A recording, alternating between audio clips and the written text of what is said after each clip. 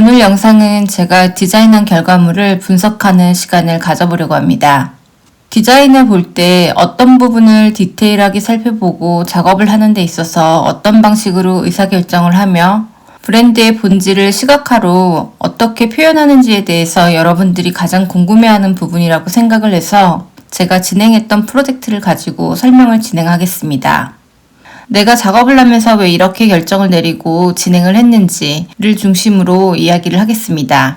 먼저 브랜드 정의를 짚겠습니다. 이 프로젝트의 이름은 블루룸입니다. 조용한 방 안에서 한 잔의 엠버가 빛을 머금는 장면을 떠올립니다. 이 브랜드가 전하고 싶은 말은 크지 않습니다. Quiet Warmth, Lasting Order. 조용한 온기 그리고 단단한 질서. 이 문장이 모든 디자인 의사결정의 축이 됩니다. 크게 보이게가 아니라 정확하게 정리하는 방식으로 프리미엄을 설계했습니다. 위스키 브랜드이기 때문에 기본적으로 프리미엄과 가치 있는 무드는 끝까지 유지하면서도 브랜드 정의를 잊지 않고 시각화하는 과정의 모든 부분에 이 내용을 담아서 표현을 해야 합니다. 그렇다면 어떤 포인트를 잡고 시스템을 만들었는가에 대해서 차례대로 이야기를 하겠습니다. 첫 번째는 색의 비율입니다. 패키지 디자인을 할 때 용기 내부의 색상이 보이는가 아닌가의 여부는 컬러를 정하는 데 있어서 매우 중요한 역할을 합니다. 유리병은 투명 또는 유색 유리로 위스키 엠버가 보이는 구조를 가집니다. 패키지 디자인에서 내부 액체색의 가시성은 팔레트를 결정하는 데 있어서 매우 중요한 변수로 작용합니다. 저는 미드나잇 네이비를 80, 유리병을 통해서 보이는 위스키 엠버를 20으로 고정해 주조색의 무드와 액체 포인트의 밸런스를 먼저 맞췄습니다. 여기에서 8:2는 지각되는 면적 그리고 시선이 체류하는 비율을 뜻하며 아이보리나 화이트, 은박과 같은 보조 요소는 별도로 최소화합니다. 이 8:2의 구조가 화면의 온도와 긴장을 동시에 만들어주기 때문입니다. 금속성은 플랫골드 대신에 메탈릭 실버를 사용했습니다. 실버는 차갑고 얇게 빛나기 때문에 실버는 온도가 낮아 네이비의 차분함을 깨지 않고 포인트만 뚜렷하게 남깁니다. 과장된 하이라이트를 배제하고 그라데이션은 낮은 농도로만 운용해서 깊이를 남깁니다. 색은 과하지 않고 존재를 오랫동안 유지하게 합니다. 두 번째는 타이포그라피에 대한 이야기입니다. 로고 타입은 굵기 대비가 선명한 휴먼 세리프를 결정했습니다. 이 서체는 중간 스트로크의 콘트라스트와 휴머니스트 스트레스를 갖추어 헤리티지의 온기와 현대적 명료성을 동시에 제공합니다. 세리프의 모듈레이션을 절제해 과장된 장식을 피하고 큰 XH와 열린 어퍼처로 소형 라벨 환경에서도 가독성과 균일한 윤곽을 확보합니다. 결과적으로 로고 타입은 복고 재현이 아니라 현재의 실내를 이야기할 수 있도록 설계했습니다.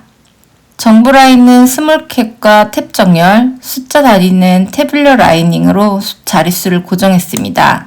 이렇게 정렬하면 좌, 중, 우 정보가 한눈에 구역화되면서 같은 리듬으로 묶여 읽히고 숫자 폭이 일정해 용량과 도수 변경에도 균형이 유지됩니다. 매대나 촬영 환경에서도 흔들림 없는 또렷한 전문성과 조용한 권위가 유지됩니다. 라벨은 위계의 단계화가 핵심입니다. 읽는 미학이 아니라 읽히는 경로를 설계하는 일입니다. 사람은 짧은 노출에서 큰 덩어리만 스캔을 합니다. 무엇을 먼저 보여줄지 정해져 있지 않으면 시선이 튕기고 메시지의 신뢰가 약해지기 때문이죠. 위계를 고정하면 가장 핵심이 되는 요지부터 근거, 세부로 자연스럽게 내려가면서 짧은 시간에 정돈된 판단이 가능합니다. 여기에서 여러분들이 이해를 꼭 해야 되는 것, 타이포그라피의 위계성입니다. 타이포그라피의 위계를 지켜야 되는 가장 큰 이유는 제품이 디스플레이 되었을 때 거리나 조명 변동에 강합니다. 2-3m의 거리나 축소 썸네일에서도 타이틀과 스펙만은 정체성으로 남게 됩니다. 그리고 구매 질문 순서와 일치를 하게 됩니다. 무엇을 이라는 거는 브랜드 명이겠죠.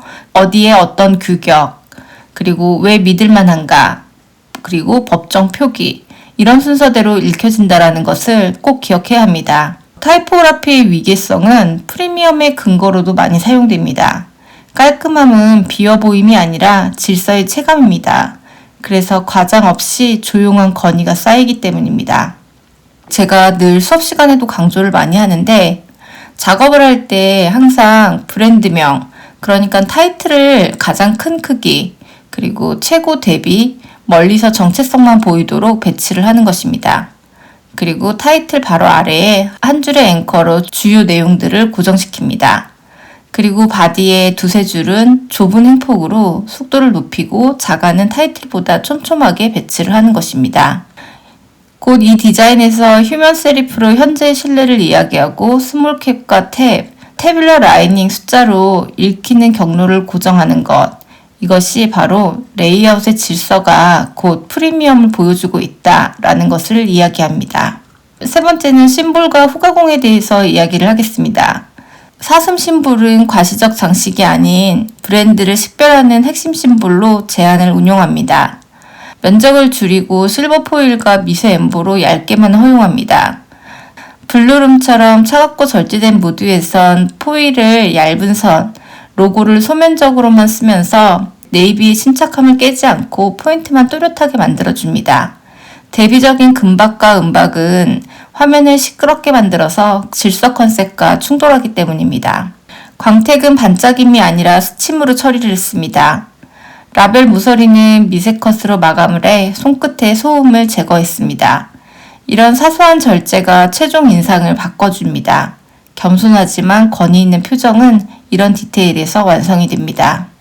마지막으로 이미지 연출은 스튜디오 촬영이 아닌 AI 기반 합성으로 진행했습니다.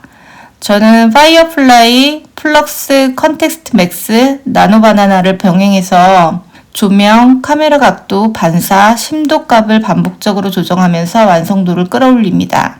핵심은 툴이 아니라 브랜드에 맞는 장면 설계와 레이아웃 안목입니다.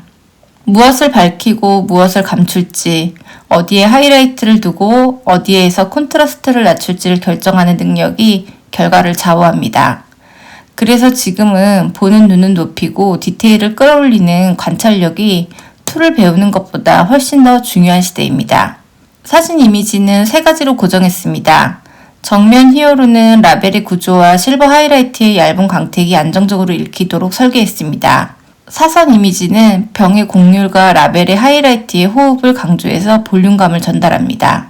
탑뷰의 이미지는 정경병은 강하게, 후경의 병은 가볍게 페이드해 깊이를 만듭니다.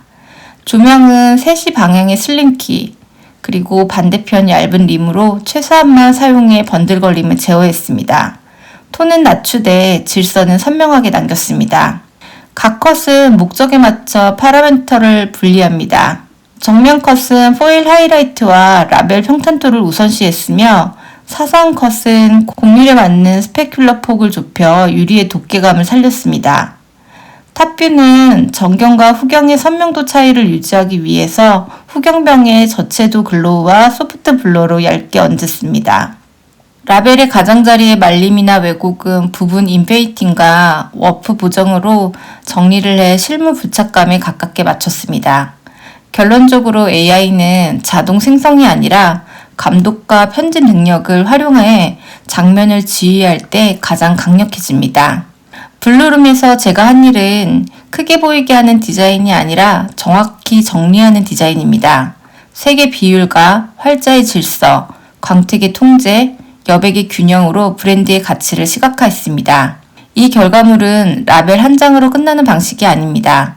브랜드가 유통과 제안, 프레젠테이션에서 바로 사용할 수 있는 시각자산 세트로 확장됩니다. 한 병은 장식이 아니라 프리미엄을 설득하는 질서가 됩니다.